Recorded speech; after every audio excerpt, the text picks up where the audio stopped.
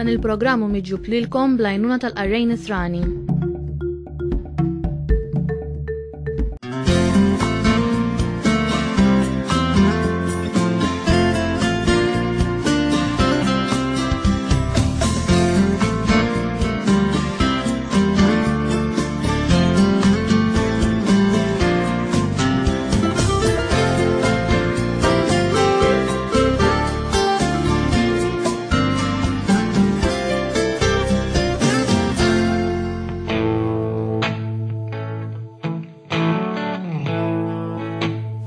Kulħadd ikoll il-ħolma tiegħu, jinkelli wkoll.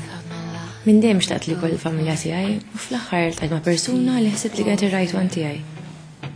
Elaine tiltaqa' ma' Chris u eventwalment jiżżewġu. Qatt ma rajt xejn ħażin fih. Kont inħobbu ħafna. I turned my being round and round and posed at every pound.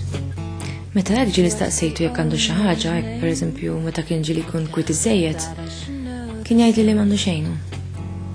To ask the owner's name. Kien riservat ħafna. Dik vera.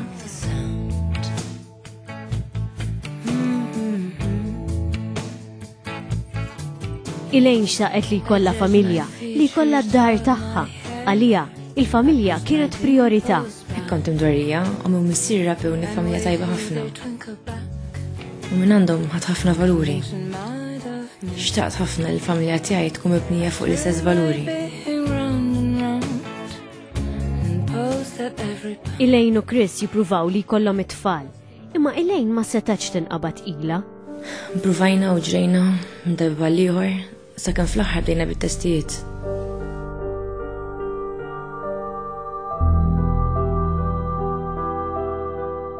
Elaine kellha qalba maqtuha. Ifhem, kulħadd ikun jixtieq it-tfal u minkejja li t-tobba ma qatawlniex qalbna, xorta kelli xi ftit dubji. Chris ma tantx kien jagħmel kuraġġ lanqas. U issa jiena u nħares lura hekk nifhem li ma kienx juri li xi entużjażmu biex ikollu tfal. Iżda Elaine tibqa' tittama. Jiena bqajt nittama ma u kien iktar moħħu fil-Kanada. U peress li kien trabba hemm, donnu qalbu hekk baqgħet marbuta m'hemm. Darba minnhom Chris jgħidilha li xtaq jitla l-Kanada. Id-deċiżjoni li ħadd tarina tnej, ma qbadx ħadd b'kapriċ għal-ġittana nagħmel jien. Ma hekk ċumbum ma bqasna ċans ta' xejn. Le mhux ċumbum Elaine, ili naħsibha.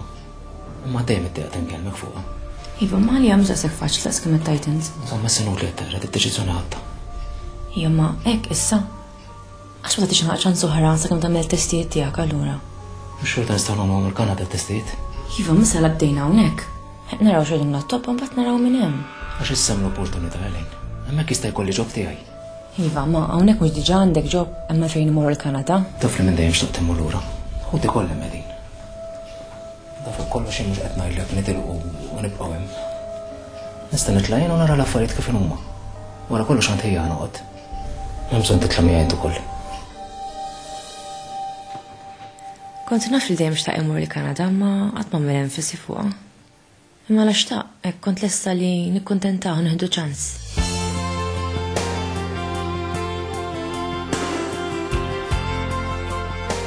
Imma Elaine kienet ħassiba diffiċli tgħix ftit ġimgħat mingħajru. Ma xtaqx li tasal dik il-ġurnata.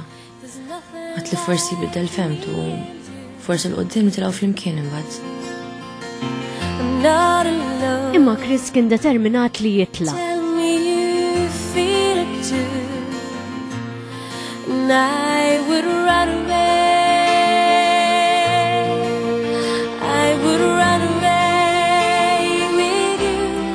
Ma xorta wabbes rasu. U tala.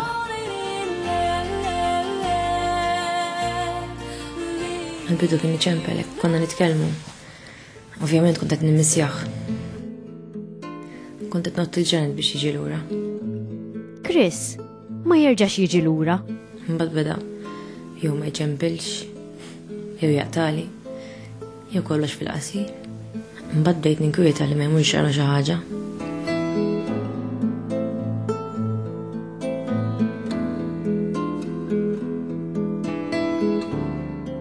Chris jgħidilha li mhux nieżel għalissa. Kont ħassejtu nistenna dik il-ġurnata li jiġi lura. Mbagħad jgħid li għalissa mhux ġej. Ngħidlu meta ġej. Ma jtinix risposta.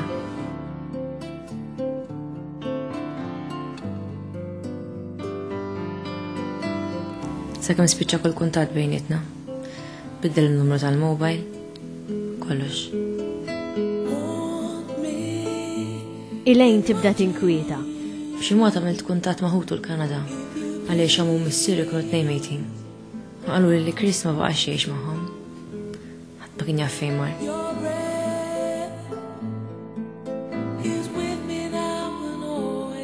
Elaine ma tistax temmen dak li kienet għaddejja minnu. Lanqas kont naf x'inhu jiġri. Elf mistoqsija kelli f'moħħi. Ma lanqas kelli tweġiba l-waħda minnhom. Għax għamilli hekk. Forsi għamiltu xi ħaġa jien. Forsi għamil xi ħaġa hu. Kont konfuża ħafna ma dejjem bqajt bit-tama li jiġi lura.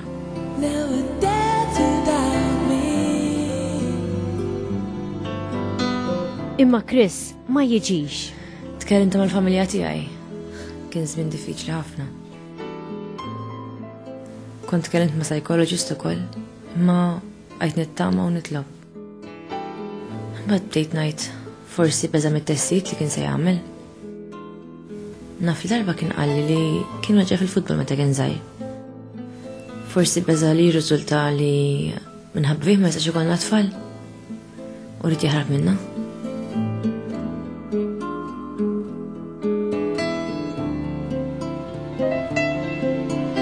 Darba minnhom Elaine tirċievi ittra.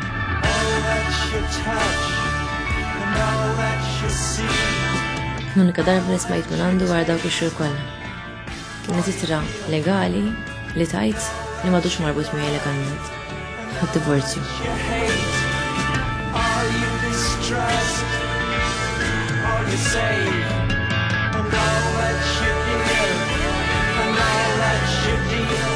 Għal Elaine kien xokk kbir. Ovvjo, il-toħda bi kbira. Il-ħolm tiegħek jispiċċa fix-xejn. Apparti il-pis kollu li tħoss fuqek. Iżda hekk li tħossok abbandonata hekk kera ħoss. Għalmenu kelli ħafna appoġġ mill-familja tiegħi. Elaine tipprova dderri. Ix-xogħol kien jieħodli ħafna ħin ukoll allura minn banda aħjar hekk. Ma ovvjament ikun hemm waħdiet fejn tħossok vera waħdek. Hekk speċjalment id-dar. Minant Chris, Elaine ma tisma' xejn aktar.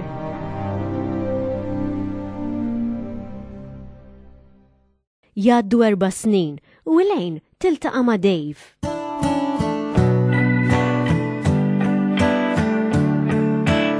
Dave konna fuq meta konna żgħar imma mbagħad naqtaw il-kuntatt.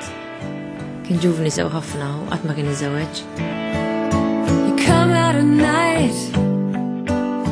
That's when the energy comes. Elaine u Dave jibdew jifrekwentaw aktar lil xulxin. Ikun hemm waqt tiegħek fejn tħossok waħdek u tkun tixtieq iltaq lil xi ħaddek li titkellem daqsxejn miegħu. Kelli xi ħbieb jgħiduli biex noħroġ magħhom fil-weekend imma kont noqgħod daqsxejn lura jiena.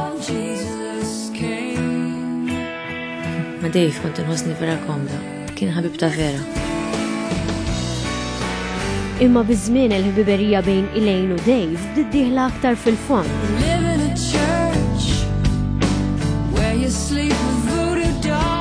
Ma nafx Dave. Taf kif trabbejna aħna hekk ħbib biss. Naf. Taf li dejjem irrispettajt is-sentimenti tiegħek jien. Jekk forsi trid li ma nibqgħux niltaqgħu max. Ma tlekx rek jiena. Ma jaħseb li se tgħidli hekk. Ma hekk bħalissa ħafna dilemmi u lanqas naf x'inhu tajjeb u ħażin. Dik raġun forsi għaġġilt jiena wkoll.